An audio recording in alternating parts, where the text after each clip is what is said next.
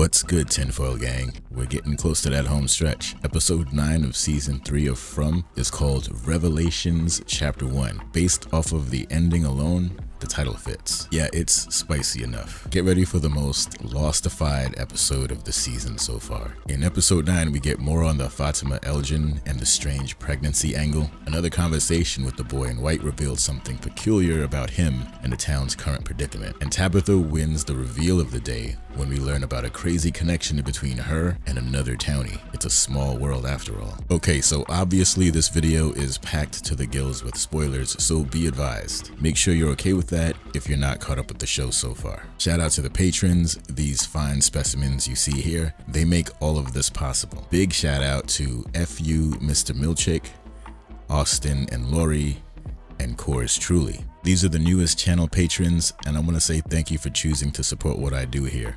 It means more than you know, and you can see your names in the credits of every video going forward. Alright, Tinfoil Gang, all that intro stuff aside, you know what comes next. It's time to dive.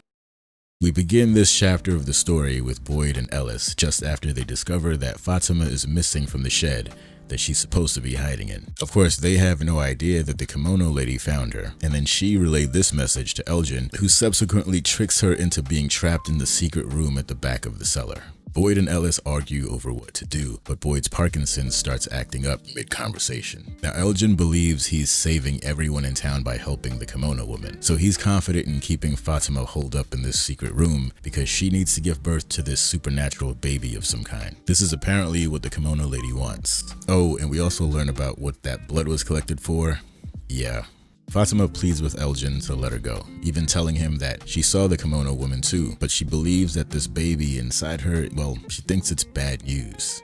Nobody ever listens to Fatima, even though her instincts are usually right. So this kimono lady isn't to be trusted just yet, at least in my opinion. We've already seen several instances of townies speaking to entities that made big promises that never panned out or even just led them astray. Take Sarah, for example. She was promised a way out of Fromville if she just unalived the boy. Turns out that was a lie. Currently, there's no reason to believe the kimono lady has good intentions beyond Elgin's need to believe that she is the answer. So moving on to Victor. Now, he remembered more of the past than he wanted, including the fact that his mother tried to go to the bottle tree because of what he told her. So he blames himself for her death, and he doesn't want to cause anyone else to lose their life. So he's throwing in the towel and retiring the jersey. During this conversation, Tabitha touches Vic on the arm. She's just trying to console him, but then she gets this weird moment where it looks like she's remembering something. Sarah asks her what that was about, but Tabitha doesn't really get a chance to answer because Cheney drops into the scene to call her to the clinic. Julie is back from her adventure at the ruins. Now, Sarah's face here shows that she knows something is up, and given her experience, she's likely to be very understanding. Back at the clinic, Christy is checking out Julie, and things look okay, but Julie's being real squirrely about the details of what happened out there. She doesn't want to say anything in front of Jim. Jim picks up on this, and when he finds out that all of this happened while she was out with Randall, well, he runs off to confront him about it. Conversation is tense at first, and it makes sense with Randall's cicada hallucinations kicking off every time he tries to mess with the bandages. Jim's initial protective dad energy becomes more about wanting to know what really happened at the ruins. Randall isn't too keen on talking about it, and the scene ends with a morbid forewarning that none of them are gonna get out of this place alive. So back over to Boyd and Ellis. Now, Boyd has to tell Ellis the truth about his illness, so he reveals that he has Parkinson's for the first time. And Ellis isn't too happy about the fact that he's just now hearing about this. During the conversation, Boyd starts wondering if all of the bad things that are happening are because this town is trying to break him, alluding to what the monsters told him in the barn the night they took Tian Chen. Boyd is making the mistake of thinking that he is responsible for everything that goes wrong, one of the caveats that comes with being in charge. Madonna has a moment to reminisce over simpler times when Fatima wasn't a fugitive to murder. She's grown quite fond of her, and she begins to realize how big a blow this news will be if everyone found out what she did to Tilly. So later on in the episode, we continue this thread when Boyd comes to visit, and she tells him that it's better to keep Fatima's case under wraps for the good of the town. They simply can't afford another dip in morale right now. Then the two come to the decision to start a search party, and we see the tiniest defiant spark in Donna. Is she turning over a new leaf? Henry's advice for Jim to shut the F up and listen, plays out in the next scene. We see Jim apologizing to Tabitha for being so resistant to her attempts at solving this place. He tells her he was basically just trying to protect the family, but he gets it and they are on the same page now when it comes to their priorities. The number one priority being figuring out how to get their family out of this place alive. They also agree that Julie is hiding something from them, which I thought was funny. Parents just know these things. So Sarah is just about done fixing that snowman figurine, the one that her brother gifted her, when she starts getting the voices in her head again. Is it just me, or did this have something to do with her fixing the figurine? What happens when you break the special keepsakes? Do they lose their power? Anyway, she has another episode and we'll come back to that in a minute. But now this is where things start to get wild. A totally innocent looking Elgin returns to check on his prisoner, who's been at work trying to make a shiv out of a piece of metal she's pulling off of her bed frame. In this sequence, we also get a shot of her belly, which is now starting to look like she's actually pregnant, but in the early stages. Fatima managed to pull a piece of metal off of the bed just before Elgin enters the room, and when she gets her chance, she cuts his hand and goes for the door. But Elgin is still able to prevent her from leaving. No dice. So we do find out what the voices in Sarah's head were telling her.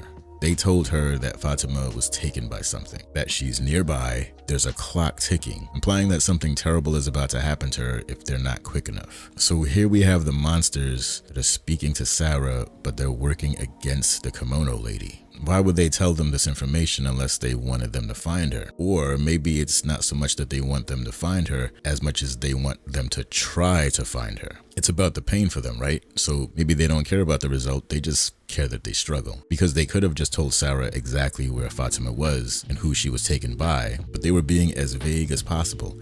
And that's really suspect. And I think the fact that Sarah says they were laughing while they were doing it, well, that adds credence to the theory. And then of course we have the bigger, more obvious question, the one we must all be wondering. What in the world is Fatima giving birth to? And what's gonna happen to her as a result of having this baby? So Victor's had enough. He grabs an axe and starts heading out. Naturally, this freaks everyone out at the colony house. He says, relax, I'm just going down to chop a tree. Now while he's out there, he gets a visit from a friend, the boy in white, just after he starts whacking away at the bottle tree. We're gonna drop this thread for a moment, but we'll come back to it in a minute. Before we do, we gotta talk about Ethan and the diner sequence. Now, my tinfoil may be wrapped a little too tight sometimes, but there's this moment when the family is eating in the diner, and Ethan looks upset because, according to him, he misses Tian Chen's pancakes. Then he goes to the bathroom. Simple enough. Then Julie says she thinks he's upset because he blames himself for what happened to her at the ruins. Now, while Ethan is in the restroom, the town is called together by Boyd and Donna because they want to start a search party to locate Fatima. So as the diners are let out, Jim says he'll stick around and wait for Ethan and then he'll catch up, which they do.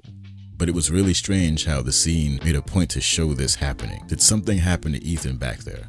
Like maybe he ran into something or saw something weird. I'm only pointing this out because I can't imagine any other good reason to focus on this so much. Now later on, while they're out looking for Fatima, Jim and Ethan stop at the RV for a chat, which was also weird because nothing happens in the scene despite it looking like a setup for a big scare or a tense action scene. So it turns out it was just a nice little heart-to-heart between him and Ethan, but it ends with the radio clicking on and then the Thomas monster starts talking to Jim, but Ethan looks over at the radio and calmly reminds his father that the voice isn't really Thomas. So I ask again, did something happen with Ethan that we didn't see? Because he's acting weird. One other thing, Julie brings up the fairy tale at the dinner table, again, when talking about what happened at the ruins. Now we keep getting referred back to this fairy tale. It might be nothing, but it's a pattern I can't seem to let go of. Anyway, outside, Boyd gives an inspirational speech before the search party commences. He's reminding the townies that things used to be much worse, before the talismans, and it was because they didn't give in that they discovered a better way to survive. They need to keep that same energy if they're gonna survive the next round of attacks and come out on top. Looks like the old Boyd is back, huh? Now Elgin did show up to the meeting and he's not looking so sure of himself now. So he asks to pair up with Ellis because he seems to want to reassure him that Fatima is okay without giving up the game. This is a bad idea. This is a terrible idea. Now Elgin's attempts at consoling Ellis only make things worse and Ellis starts becoming suspicious of Elgin, which is why this is a terrible idea. Once the secret is out, it may come down to one of these characters getting deleted from the roster. Just saying. So Kenny and Boyd also pair up for the search party, and they use this time to do a little catching up. Boyd reminds Kenny that he's got this condition and it limits his time as a sheriff, and that he wants to be sure that Kenny is ready to take his place should the worst happen. Now Kenny declines the offer, but says he wants to be a deputy sheriff again. So this bridge is on its way to mending. Now back at the cellar, Fatima struggles with the pregnancy until she falls to the ground and discovers that there's something metal underneath the dirt floor. Wouldn't you know it, it's a hatch. Remember when I said this was the most lostified episode? Yeah, this is what I was talking about. We got a hatch, tinfoilers. Let the theories fly. Now Jade has a short scene while building a replica of one of the bottle trees, and he gets a visit from Christopher and of course your favorite dummy, Jasper. Once again he says nothing except that creepy scream that almost knocks Jade off the ladder, which would have been funny. I think these are more hints that Jade is being framed up for the next Christopher role. When we last saw Victor, he was wailing away at the bottle tree, and then a voice screams, "Stop." It's the boy in white. Nah, he's got too much bass in his voice. How about a youngster in white? Adolescent in white? Anyway, the young man in white appears, and he and Victor have a conversation that left me feeling really strange. Victor is begging for answers, or at the very least, an idea on what to do next. But the boy in white basically says, "I tried to help you before with Christopher, but since you messed that up, you have to figure it out for yourself. Also, don't chop down the tree, it's important." I'm paraphrasing, of course. That answer spun me. So my question is, why would they suddenly not be worthy of direct help because of Christopher? This scene also delivers one of the best lines of the episode. "You look different now." "So do you." Yeah, that was gold, pure gold. This conversation, as well as what happened to Julie at the ruins, both support the theory that everything here happens on a loop, and that this loop was created accidentally, resulting in this sort of repeating hell. The way to end the nightmare is to break the loop by changing the events that started it in the first place. Easier said than done. It may be that the actions of one of the townies unstuck time in season 2, which would explain why the boy in white is getting older and the seasons are changing. Maybe something in the loop changed. At least that's one theory. So Julie and Tabitha are out patrolling for Fatima, but Julie finally decides to tell her mother about what she experienced during her blackout. Big takeaway from this scene, as far as the clues go, is that Julie says that she thinks the dream was real. Again, if this is true, this is another clue that a time loop is at play here. Julie saves Boyd, who later saves her from the cicada monster, and it repeats when she returns to the well again. We're not done yet though, because right after that, Tabitha hugs Julie and she sees a singular Raggedy and Cooey kid in the distance, and this kid is asking for them to follow. So Tabitha follows the kid, and guess where they end up? At the cellar where Fatima is being secretly kept to give birth to the evil spawn of Fromville. Apparently these kids don't want this to happen either. So let's switch back over to Fatima in the back room of the cellar. He recently discovers the door on the floor, and naturally she wants to see if she can use this as a way to get out of her situation. But the kimono lady appears before Fatima is able to open up the hatch, and she seems intent on keeping Fatima still and quiet. And we can guess that this is because she knows Tabitha is on her way, and she doesn't want her to be found. A few feet away, and oblivious to all of this, Tabitha enters the cellar to find Victor doing a Blair Witch impression in the corner. He's found the spot where his mother told him goodbye for the last time, so he's deep into his own feelings. When Tabitha goes to hug him, she has that strange feeling again, like she's recalling a memory. Deja vu? Then she suddenly runs away from Victor, saying that it's impossible. This is when we witness flashbacks of what happened to Miranda that night. But it's Tabitha who is doing the remembering. Miranda never made it to the faraway tree that day. The bus driver made sure of that. So things played out just as Victor said it did. But why is Tabitha seeing this? The most likely reason is that she is either seeing Miranda's memories, she is Miranda, or Tabitha is Victor's sister, according to many of the fans. I think it's much more likely that she is seeing Miranda's memories or that she is Miranda somehow. I say this only because Eloise did not see Miranda die. She may have seen the aftermath though, but she would not have known what happened with that kind of detail. She would not have known about the bus driver. So I'm assuming this is a first-hand account for now. So how does all of this work? Is this some kind of reincarnation, or are the memories of other people implanted into the townies based on their chosen roles? I haven't checked around yet, but I can already imagine the amount of theories fans are cooking up right now. One episode to go, and I have to assume they're gonna drop a massive revelation on us in the finale. I think, relatively speaking, this one is a solid 4 out of 5. They stuck to a few storylines and pushed them forward in a way that primes us for the finale. So, I've got a few questions of my own, but I'm gonna keep it down to 3. What did that ending mean? What is the relationship between Tabitha and Miranda? And what do you think will happen next? Is the kimono woman trustworthy? Did she finesse Elgin into helping her bring forth an evil Fromville baby?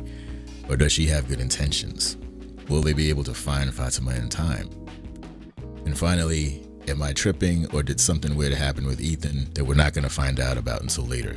Can we at least agree that the dinner, restroom scenes, and the RV scene were weird? Hit me in the comments and let's talk about it. Anyway, thanks for watching, especially if you made it to the end. Much love to the patrons and the tinfoil community. Remember to try kindness first, and until the next time I see you, off you go.